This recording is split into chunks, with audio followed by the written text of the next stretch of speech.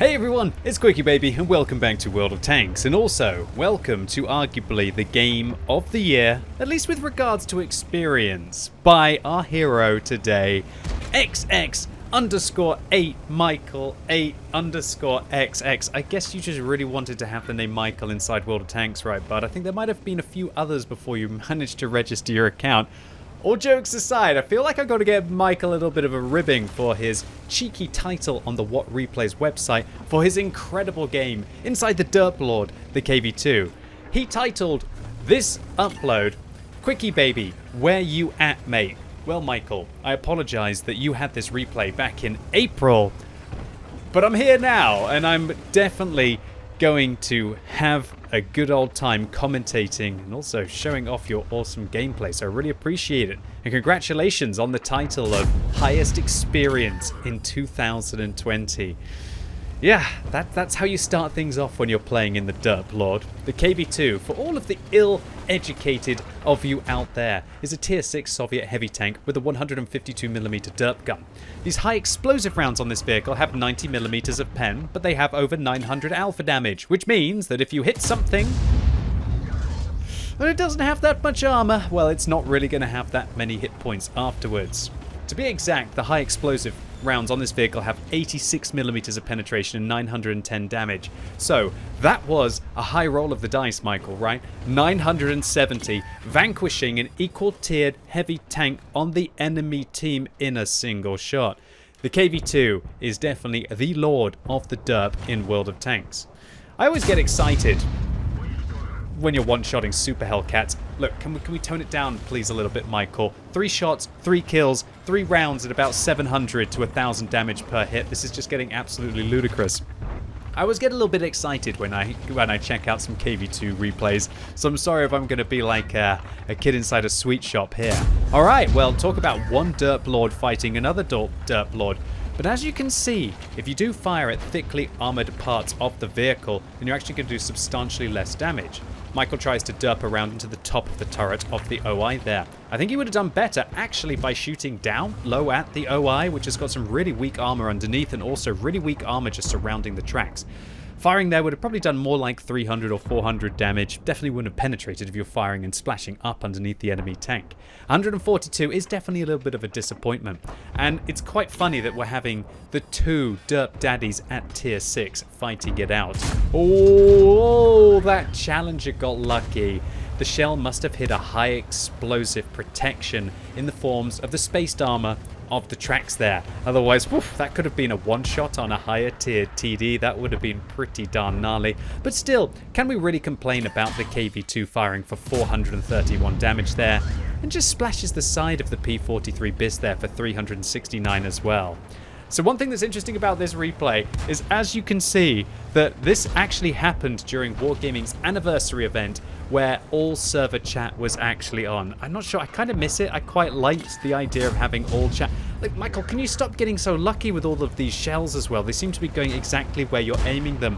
Why are not all KV2s equal? Or maybe just Michael is just rolling the dice very well here, but he is actually aiming perfectly as well, and you can see that he is a master of the KV2, as he does have his 3rd mark of excellence on this vehicle as well. Still, everything going right, but not quite the penetrating rounds that I'm sure that Michael would want more of, and what started us off in this replay. He's now up to 4,000 damage in 4 minutes in the KV2 and 4 kills at the same time. Look, if this would already be an ace tanker in the KV2, so everything on top of this is going to just be absolutely outrageous. Now, Michael, I don't think you fully aimed that one there. I know you're getting excited trying to get shots in, trying to maybe avoid being able to shot in the right or shot in above. I think you could have aimed that one just a little bit higher than the tracks and possibly it would have penetrated. But look, I'm nitpicking here. How can I be critiquing Michael when he is having such a huge game of World of Tanks? Unlike that Panther M10, which has now been firmly sent back to the garage. Oh dear, that Peter gets around into the back of Michael's KV2, taking off a substantial amount of hit points, 246 to be exact. That's not good because he's now kind of in the 1-hit territory for an OI, or kind of in the 2-hit or 3-hit territory for a variety of the other vehicles. Okay, Michael aiming at the IKV. Come on, check it out, Michael. Oh dear, that is a tier 6 Swedish self-propelled tank destroyer with no armor. And what happens when the KV-2 derp hits a tank with no armor? Well, yeah, the Swedish tank is not going to be very well at all after that. 650 damage, equal tier TD taken out with one shot. Michael's back to the one shots right now, boys and girls, and there's the OI. That was filthy. That was not aimed. Absolutely clutch stuff. Now that was some good precision and bold plays to be able to take the shot, Michael. I think that was probably only about a 1 in 6 or maybe even maybe a 1 in 4 possibly chance to be able to hit the tank there. But you know what? You got to roll it better than take it from the OI, right? Especially seeing how the Challenger put a round into Michael, and now he's down to 400 hit points. So he's surrounded right now. He's got an AMD to the left. He's got a Peter right in front of him, and he's got an OI to the right. But looks like the OI has actually gone around the corner, and so that means that Michael will be able to go after the 59-16, and oh, it's just getting disgusting. He clutch shots over the car in front of him, and remember, if you hit a car with a high explosive round, it will be completely absorbed and won't go through to meet the vehicle on the other side. One-shotting a tier 6 Chinese light tank as well. Michael, I think the audience by now is starting to see why this is the highest experience game of 2020. And yeah, I think you might also be winning possibly the lottery ticket of 2020. It's been a pretty unlucky year for all of us, Michael, but it looks like it hasn't been for you, at least inside this KV2 game. Now up to 7 kills, 6,300 damage. Michael is in a 3 versus 3 situation with a Tiger who is unspotted. But seeing how something's in the cap circle, that surely has to be the Easy 8 on his team. Michael turns round. Wheeled vehicle behind him seems to be chasing him down. Michael aims to the right, aims to the left. Clutch shots the AMD before he's able to get his side. And that's a really good shell, because if the AMD had managed to get the side of the KV2, he'd probably been able to shut him down with a long reload. So Easy 8 clearly inside Michael's cap circle. He already has a Radley Walters medal, but now he's going to have to go after this Tiger. Now he's reloading his first gold shell of the game, which is an armor-piercing shell with about 130 millimeters of penetration and 700 damage exactly, which, wow, Michael, thank you also for rolling for 700 damage exactly. And that 136 millimeters of penetration goes right through the side. Now, Michael was loading an AP shell, but seeing how the Tiger is now down to low hit points, actually decides to reload a high explosive shell. And boy, must he have a really good crew on this tank, because did you hear that ting? That ting means intuition goes off. So he reloads quickly, and the Tiger might not have anticipated that. Is he going to come around the corner? Michael shuts him down. 7,500 damage, 263 for the final shell of that game. And Michael, just chill out.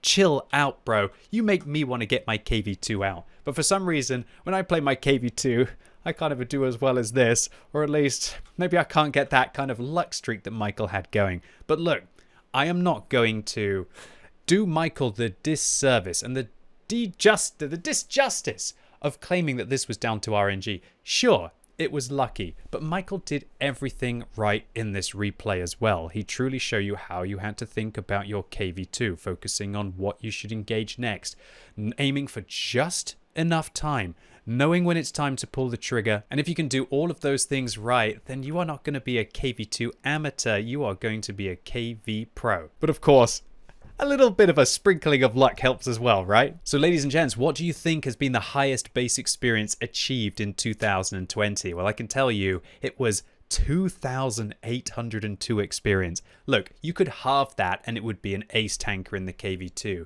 You could shave off even more and probably still get the title. Michael did just shy of 7,500 damage, 6 times what anyone else on his team was able to achieve, and he did that with only 1 premium shell, meaning he makes an 81,000 credits profit, even after resupplying that premium consumable at full price, and a great amount of RNG with also a lot of skill with his aiming, and Michael hits all 16 shots that he fired, and some of those were very chancy indeed. I love the way that when we're looking down this list, there's so many one-shot hit and one-shot kill. It's not often that you fire 16 shells inside World of Tanks and pick up 9 kills with them, unless you get a paltry amount of damage at the end of the game, which this certainly wasn't. So Michael gets the Radley Walters medal for that 9th kill, a high caliber for an insane amount of damage in the KV2. And congratulations to you, Michael, on the highest experience game of 2020. Now, I must add the caveat that there were higher base experience games, but they all were achieved by having a very fortunate situation, which is when everybody else disconnects apart from you. But I admitted those because they don't deserve to take the crown like Michael did for 2020. Congrats, bud. And yeah, where are you, QuickyBaby, mate? Well, I'm here. I know it's a few months late, but I hope you're still out there tanking, Michael. GG to you, bud. Anyway, ladies and gents, boys and girls, that was it for today. Hopefully you enjoyed this one and you enjoyed the highest experience game of 2020. If you want to see more like this, then let me know by giving the video a like. But if you hated it, give it a thumbs down and let me know in the comments what you think about Michael's insane amount of experience here. And what has been your highest experience, base experience that is, that you've been able to achieve in World of Tanks this year, and what tank was it in? And as always, thank you so much for watching. You've been epic and hopefully I'll see you soon.